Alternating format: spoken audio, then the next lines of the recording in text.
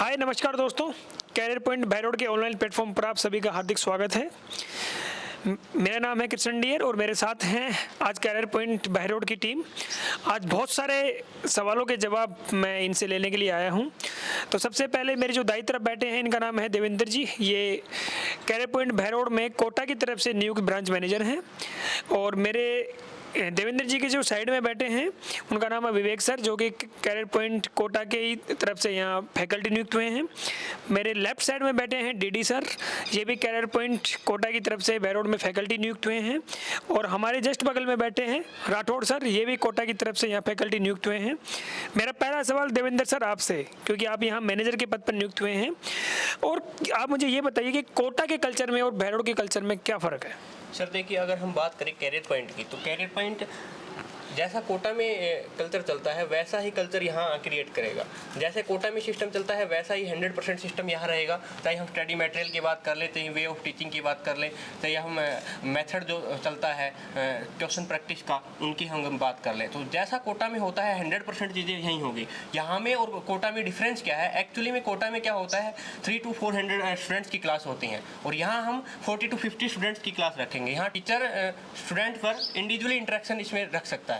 सबसे बड़ा बेनिफिट तो ये है। दूसरी चीज़, कोटा में क्या होता है, जो डाउट काउंटर्स चलते हैं और जो टीचर उस पर अवेलेबल होते हैं वो डिफरेंट फैकल्टी होती हैं जो क्लासरूम में पढ़ाते हैं। बिल्कुल सर, मैं आपको एक बार बीच में रोकना चाहूँगा सर, क्योंकि अभी मैं कुछ दिनों पहले एक विद्यार्थी से मिला, मैं कहीं गया हुआ था, तो मैंने उनसे पूछा कि आपके जो वो वहाँ से बीच में ही एडमिशन छोड़ करके अपना आ गए थे, तो मैंने उनसे पूछा कि क्या ऐसे रीजन्स रहे हैं कि आपने कोई बीच में वहाँ से क्विट करना पड़ा।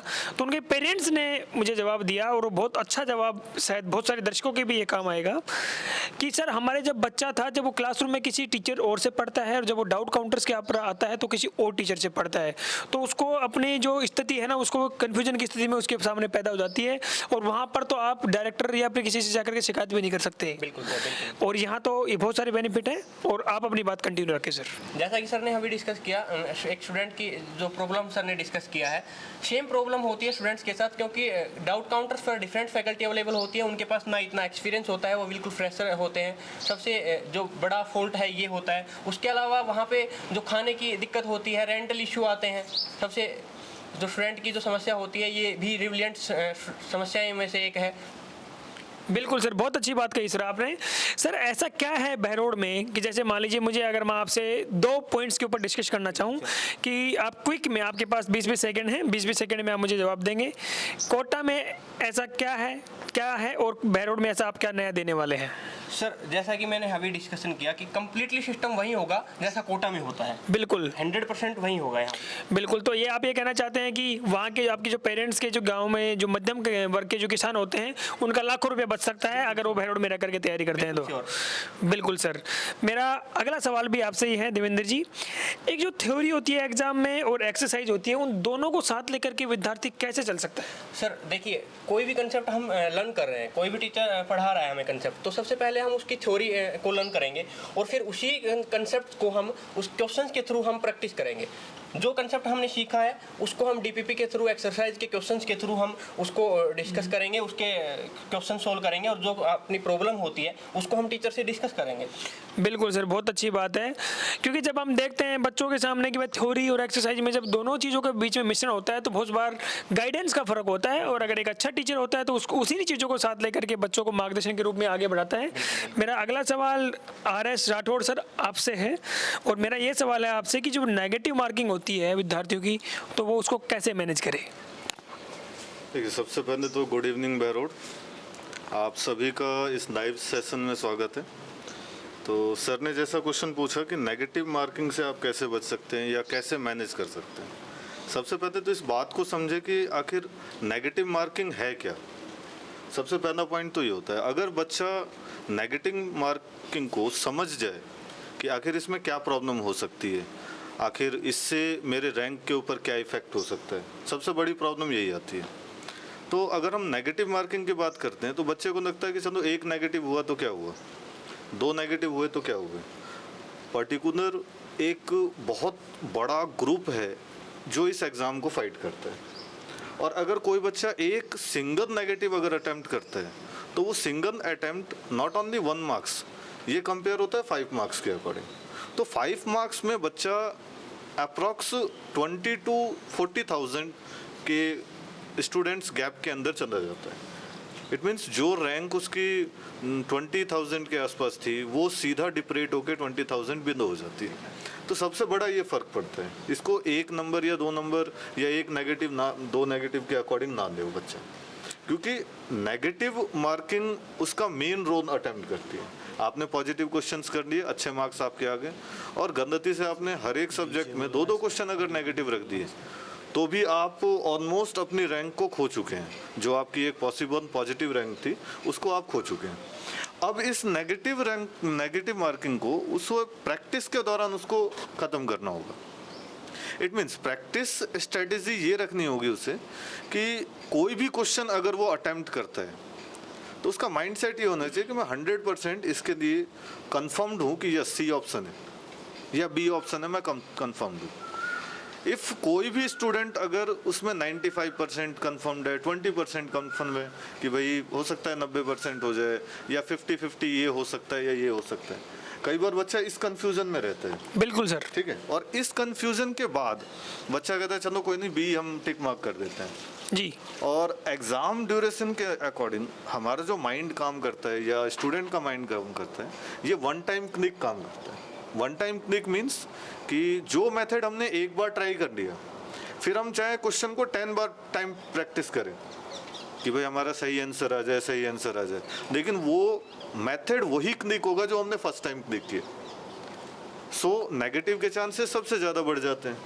तो फर्स्टली बच्चे को प्रैक्टिस के दौरान खुद को ये माइंड सेट करना होगा कि मैं 100% जिस क्वेश्चन पे श्योर हूँ सिर्फ उसको ही फर्स्टली क्लिक करें, टाइम ज़्यादा ना दे, बाउंस एक्टिंग करे।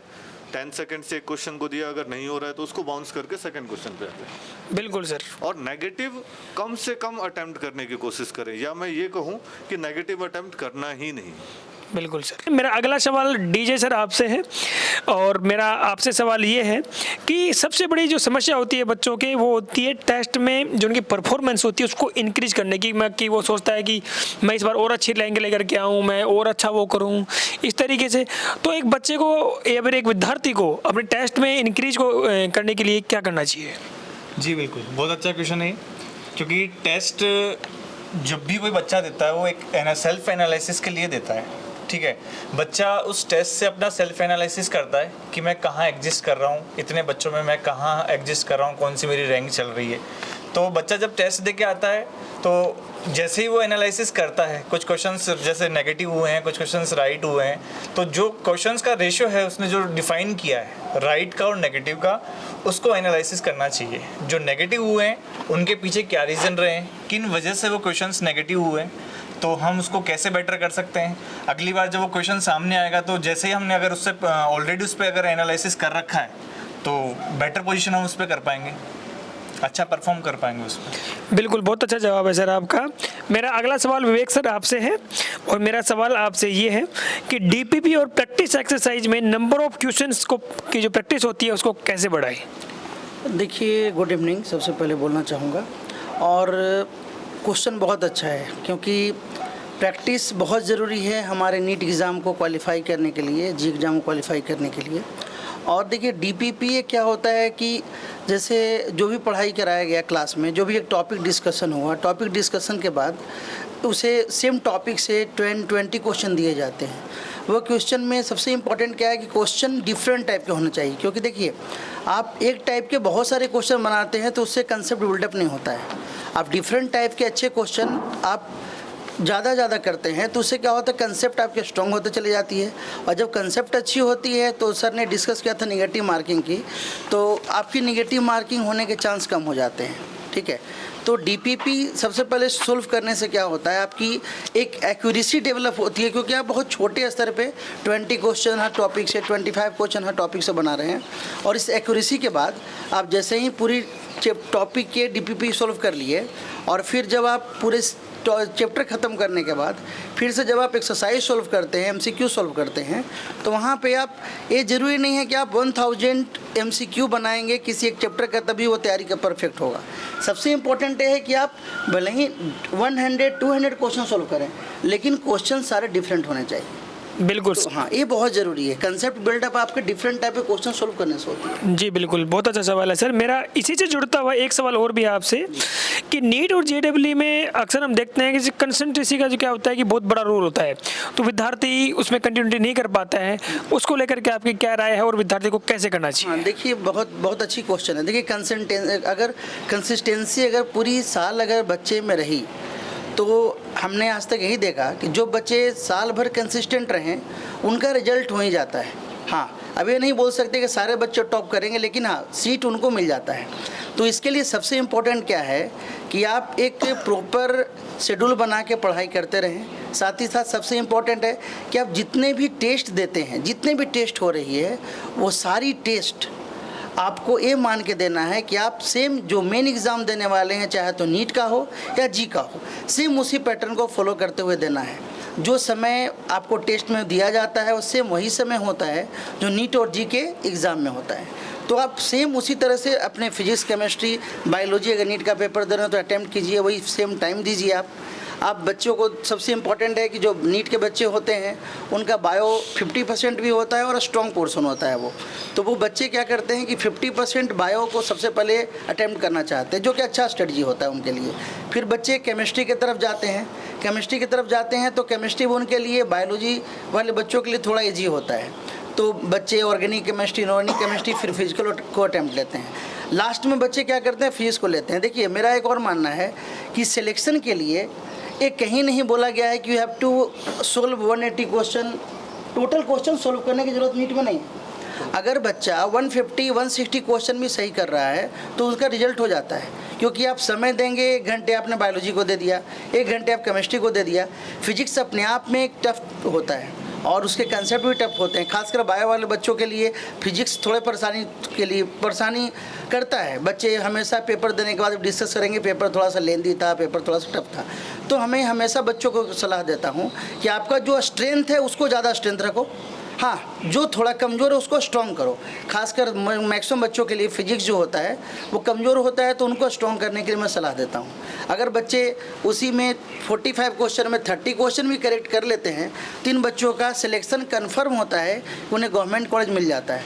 तो हमेशा आप जब भी टेस्ट दे रहे हों प्रिपरेशन के दौरान, तो आप हर टेस्ट को अपने नीट एग्ज़ाम या जी एग्ज़ाम को मान करके देना ज़रूरी होता है, जिससे कि आपकी एक्यूरेसी बनती है, प्लस उस फिक्स टाइम ड्यूरेशन में आपकी कंसंट्रेशन एंड कंसिस्टेंसी बनी रहती है।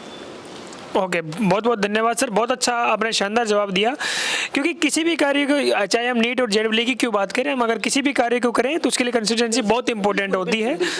बिल्कुल। मेरा अगला सवाल डीजे सर आपसे है, और मेरा सवाल आपसे ये है कि रिवीजन और टेस्ट में टाइम को कैसे मैनेज करें? जी, बहुत अच्छा सवाल है। देखिए, जब हम रिवीजन करते हैं, जब हम टेस्ट पेपर्स जब हम सॉल्व करते हैं, जब हम मेन एग्ज़ाम देते हैं, तो सबसे ज़्यादा जो प्रॉब्लम आती है बच्चे के सामने, वो प्रॉब्लम यही आती है कि या तो समय कम रह गया, क्वेश्चन अटैम्प्ट नहीं हो पाए, या फिर जो भी है कि क्वेश्चन पेपर लेंदी था, इस तरीके की समस्याएं आती हैं। उसका सीधा सा इम्पैक्ट पड़ता है सर कि हमने उस टाइम को कैसे मैनेज किया है।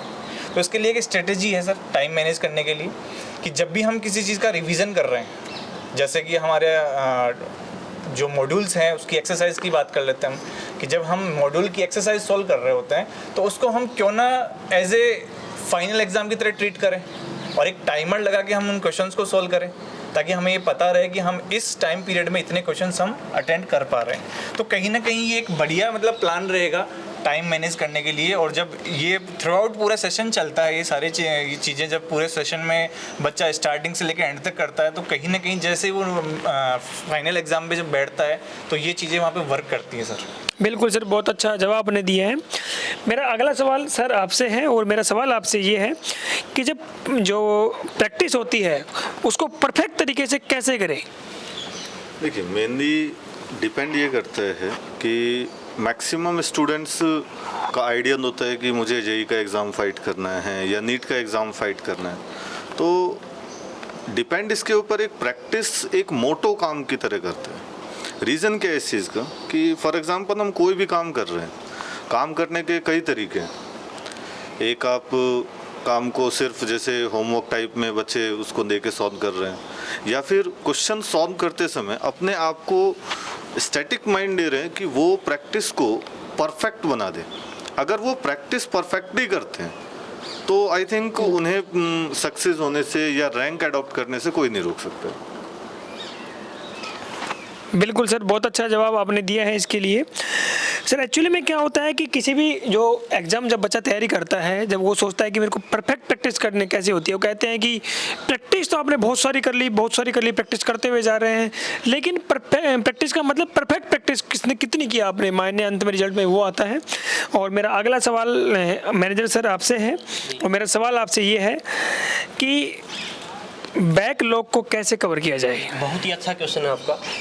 बहुत सारे स्टूडेंट्स को बैकलॉग लग जाता है। बैकलॉग का मतलब पीछे का छूट जाना जी, ठीक है। बैकलॉग अब कैसे कवर किया जाए? देखिए, कैरियर पॉइंट का जो शेड्यूल होता है वो 6 डे वीक में क्लास होती है। संडे को रेस्ट होता है और 2 संडे हमारे बिल्कुल ऑफ होते हैं। 2 संडे को हम टेस्ट कंडक्ट करते हैं। तो जैसे 2 संडे जो हमारे पास है उसमें जो हमारा बैकलॉग लगा हुआ है उसको हम कवर करें एंड डेली 1.5 आवर जैसा अकॉर्डिंग टू सब्जेक्ट। जैसे फिजिक्स की हम बात करें, फिजिक्स में कोई चैप्टर के बैकलॉग लगा हुआ है, या केमिस्ट्री की बात करें तो कोई चैप्टर के अगर बैकलॉग लगा हुआ है तो उसको हम specific time day by day हम दें रेगुलर। तो उससे हम जो बैकलॉग है वो धीरे धीरे कवर हो जाएगा। एक दिन में नहीं होगा, 1 वीक में, 2 वीक में हो जाएगा, लेकिन वो धीरे धीरे कवर होता चला जाएगा। बिल्कुल सर, बहुत अच्छा जवाब आपने दिया, क्योंकि बैकलॉग को कवर करना बहुत इंपॉर्टेंट होता है कि अगर एक भी चैप्टर आपका छूट गया तो हो सकता है कि उससे आपको 2-3 क्वेश्चंस की हानि हो। मेरा अंतिम सवाल विवेक सर आपसे है, और उसके बाद हम आज इस लाइव को समाप्त करेंगे। और मेरा सवाल आपसे ये है कि टेस्ट पेपर अटेम्प्टिंग की जो स्ट्रेटजी होती है वो कैसे विद्यार्थी को उसकी तैयारी करनी चाहिए? चलिए, बहुत अच्छा सवाल है। मैंने इसके बारे में थोड़ा सा ब्रीफ में डिस्कशन किया था अभी। मैं डिटेल में बताता हूँ। देखिए, मैंने पहले ही बोला कि जो टेस्ट पेपर को हम जो भी बच्चे हैं टेस्ट देने आए हैं तो उनको ये मान के चलना है कि मैं फाइनल एग्ज़ाम दे रहा हूँ। ये दिमाग में माइंड सेटअप करके उनको एग्ज़ाम टेस्ट के लिए बैठना है। अब क्या होता है कि वहाँ पे जैसे मैं नीट की बात कर रहा हूँ, अभी नीट का पेपर भी होने वाला है 7 मई को। तो जैसे मान लीजिए सपोज़ आपको समय मिला है 3 घंटे 20 मिनट का, तो आप इस जो टोटल ड्यूरेशन है टेस्ट का या एग्ज़ाम का उसको आप क्या करेंगे, स्लॉट में बांटें। और सबसे पहला क्या होता है कि आप उस पोर्शन को पहले करें जो आपका सबसे स्ट्रांग है। आप पहले स्लॉट में आप बायोलॉजी के क्वेश्चन को लीजिए, फिर आप केमिस्ट्री के क्वेश्चन को लीजिए, फिर आप फिजिक्स से क्वेश्चन कर लीजिए। ये वो सारे क्वेश्चन होंगे जिनमें आप 100% श्योर हैं और उसको आप अच्छे से सोल्व करेंगे। तो इसमें क्या होगा, निगेटिव मार्किंग के चांस ख़त्म रहेंगे। क्यों? क्योंकि आप इसमें 100% श्योर हैं तो आप इसमें अपना 100% देंगे, तो निगेटिव की चांस बहुत ही नेग्लिजिबल होती है। और अगर इस तरह के क्वेश्चन सोल्व करते समय पहले स्लॉट में अगर आप गलत कर रहे हैं तो कहीं ना कहीं यहाँ पे क्या हुआ, ये आपका सिली मिस्टेक हो जाता है। फिर क्या होता है, जैसे ही आपने 2 घंटे के बाद पेपर को जितना आपको आया वो बना लिया, इजी गोइंग सारे क्वेश्चन सोल्व कर लिए, फिर आप मीडियम लेवल के क्वेश्चन सोल्व करें। उसमें आप लगभग 40 मिनट 45 मिनट दीजिए। उसमें क्या होता है कि मीडियम लेवल के क्वेश्चन लगभग ऐसे होते हैं जो बच्चे अगर पूरी साल तैयारी किए हैं तो वो सोल्व कर लेते हैं।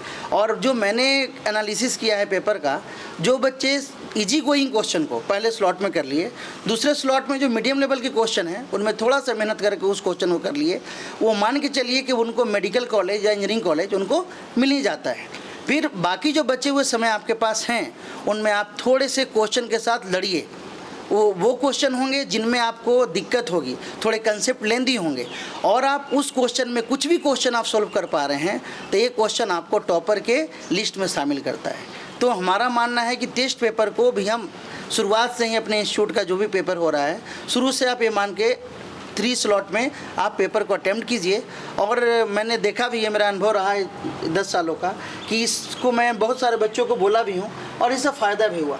क्योंकि मेरा क्या मकसद होता है कि बच्चे को सबसे पहले एक सीट पक्की करनी है, क्योंकि बच्चे ने तैयारी साल भर किया है। अगर किसी कारणवश कुछ मार्क्स से छूट भी जाता है तो फिर उनका कॉन्फिडेंस लेवल बहुत डाउन हो जाएगा। तो पहला हमारा उद्देश्य होता है कि बच्चे को कॉलेज में किसी तरह से एंट्री मिले, इतना क्वेश्चन वो सॉल्व कर लें। उसके बाद आप बच्चे उस समय में जो क्वेश्चन अटेम्प्ट करेंगे वो उनको अच्छे रैंक दिलाने में सहायता करता है। बिल्कुल सर, बहुत अच्छी बात है।